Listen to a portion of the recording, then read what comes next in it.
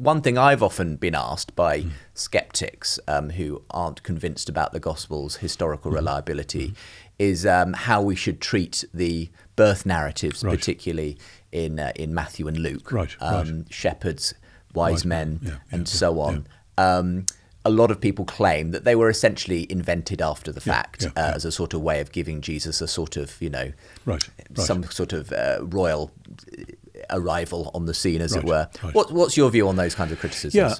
Let me just tell you a little story about that to show where our culture is sitting on that. About 15, 20 years ago, I was phoned up shortly before Christmas by a television station saying they were putting together a program which was going to talk about the birth narratives, and they wanted a New Testament specialist to come on and say, actually, probably that stuff never actually happened. And this was just a researcher on the phone. And I said, supposing I was to come on and say, actually, there's quite a reasonable chance that it might have done. And there was a pause. And then she said, I don't think that's what my producer was looking for. So I said, thank you, goodbye. But, that's how our culture is slanted right now. They don't want to hear that actually, I'm an ancient historian. I study texts in which most of the incidents that we know about in the ancient world are described once and once only. That's how you get from Tacitus or Suetonius or any of the other great writers. And even Josephus, the great Jewish historian, who tells the same story in the Antiquities, then he does the small version in the Jewish War, and a bit of it as well in his autobiography. Quite often, he's talking about things only once. That doesn't mean it didn't happen. And he is, of course, writing it all 20, 30 years later, some case even more than that. But historians have to say, well, that's a bit of evidence. How do we weigh that? What's the probability? What's the likelihood, etc.? And so the danger then is that some Christians say, well, because the Bible is inspired, we must believe that it all happened exactly as so. And I want to say, well, yes, I am happy to say that the Bible is the book that God has given us, and I live with that.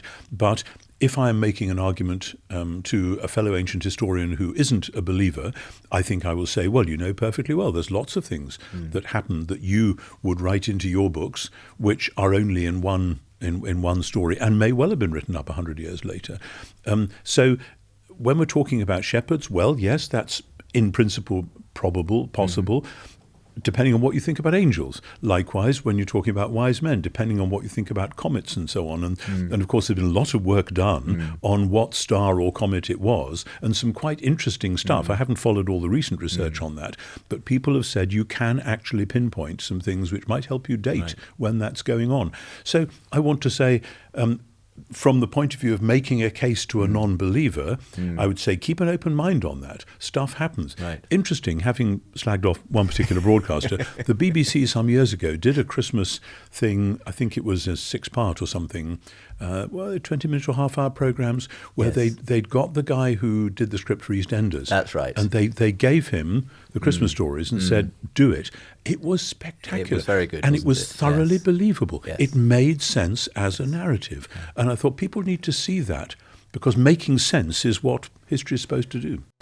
For podcast episodes, bonus content, and to ask your question, sign up at askntwright.com.